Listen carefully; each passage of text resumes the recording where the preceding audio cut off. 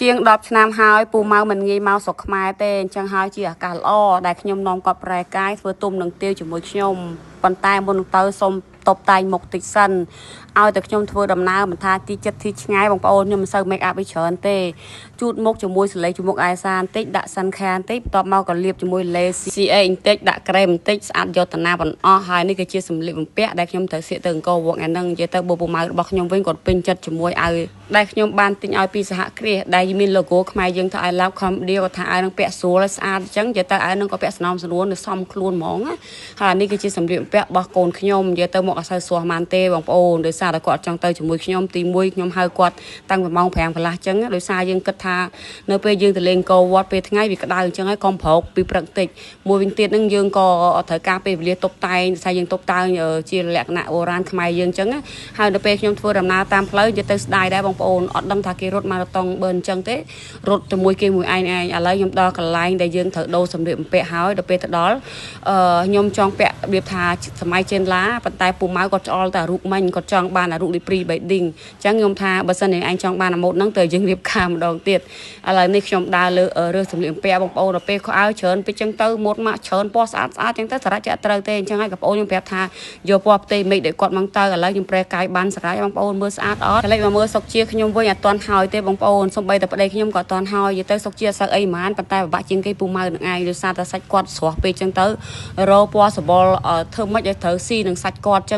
ចឹងហើយអ្នកដែលធ្វើនៅនឹងរៀងហត់បន្តិចហើយចំណាយពេលវេលាឡើងច្រើនរើសសម្លៀកបំពាក់ឲ្យពូម៉ៅនឹងមានពណ៌ក្រហមពណ៌លឿងនិយាយទៅពណ៌ច្រើនតែចង់មកចាប់យកពណ៌ប្រាក់ហ្នឹងឯងមើលទៅសំណំសំនួនគេហើយនិយាយបងអូនស្រីរបស់ខ្ញុំ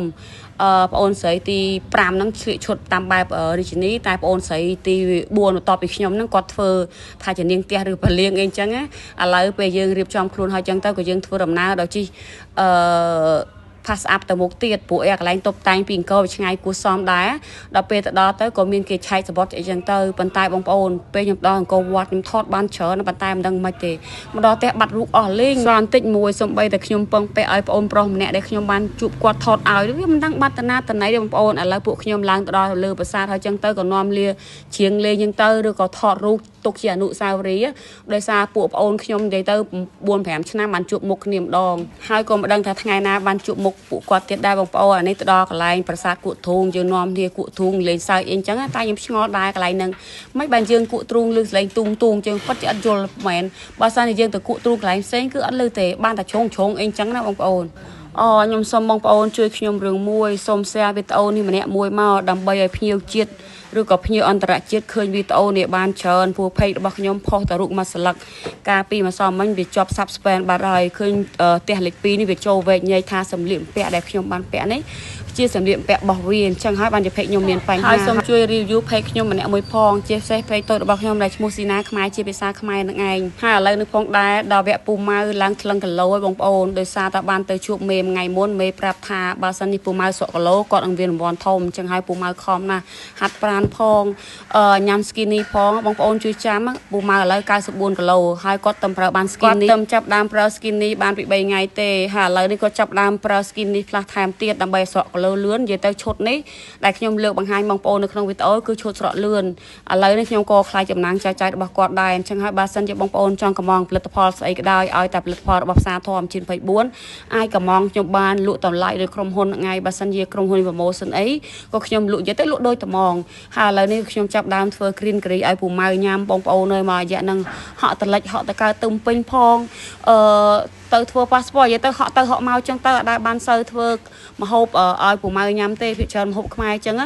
ហើយក៏នឹកឃើញអាណិតប្តីដោយសារអីដោយសារតែគាត់មិនបានថាញ៉ាំហូបឥណ្ឌាមួយឆ្នាំពេញមួយឆ្នាំទេព្រោះគាត់ធ្វើការក្រៅប្រទេសហើយនៅឥណ្ឌាមិនតអត់បានផងខ្ញុំទាញគាត់មកលេងស្រុកខ្មែរជាមួយខ្ញុំអារម្មណ៍គេអារម្មណ៍យើងបងប្អូនហើយដឹងតែនឹកឃើញចង់ញ៉ាំហូបខ្លួនឯងហើយ green curry សាច់គោខ្ញុំថ្ងៃនេះ gravy អត់សូវម៉ត់ម៉ាន់ទេហើយ I'm cooking for my sister ជាគេហៅថាការដឹងគុណដែលធ្វើថែទាំពុកម្ដាយតែ my sister ចៅលើផ្ទះ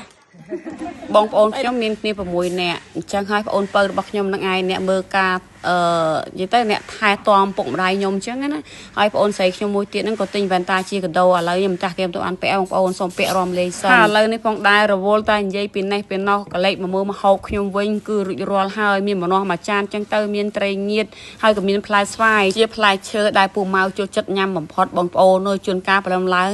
មិនទាន់បានញ៉ាំហាពេលព្រឹកផងដើរឆ្វែដើមស្វាយបីហើយញ៉ាំម្នាក់ឯងយ៉ាងសង្ខាពូម៉ៅចូលចិត្តញ៉ាំស្វាយខ្លាំងណាស់បងប្អូនហើយពូម៉ៅស្រួលចិញ្ចឹមទេបងប្អូនអើយឲ្យតែមានផ្លែស្វាយ